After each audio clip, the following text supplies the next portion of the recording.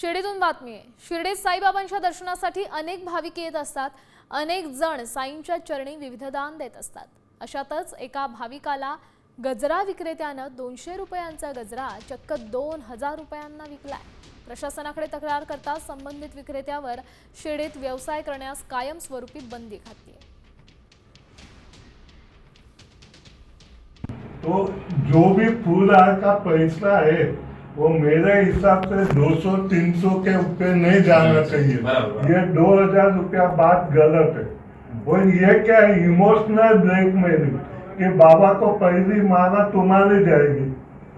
हाँ, ये आपको लगा कि चलो अपनी माला पहले जा रही है। हाँ, तो कोई भी आदमी तुरंत तैयार हो जाए।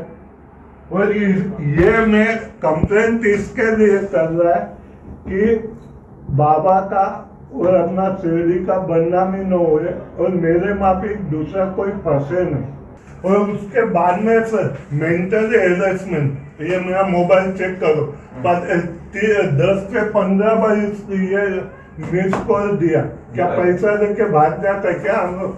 ये मेरे बाप का घर है, यहाँ पे हम कुछ गलत करेंगे?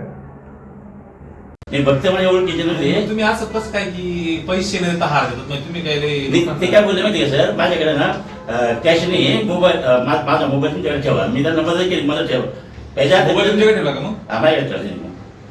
पण 2000 रुपयाचं काय विकू त्यांना तुम्ही? 2000 हार त्यांना 12 दिले ना सर।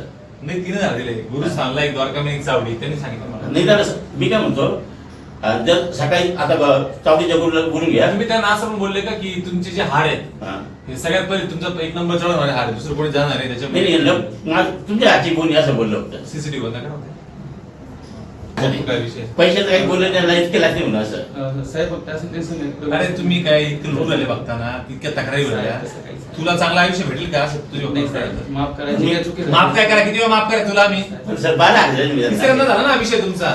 तुम्ही त्या दिवशी त्या पोरीला म्हणले की तू जर हार नाही घेतली तुझ्या बापाला काय होईल, हे होईल, बाबासाहेब बाबा तुझ्या रागावतील, अशा प्रकारचे काम आहे। जो 12 आणलं बाबा नाही म्हणायचं, मग मला बोल काय काय बदली पडत? जा बरं तुम्ही विचारा बरं।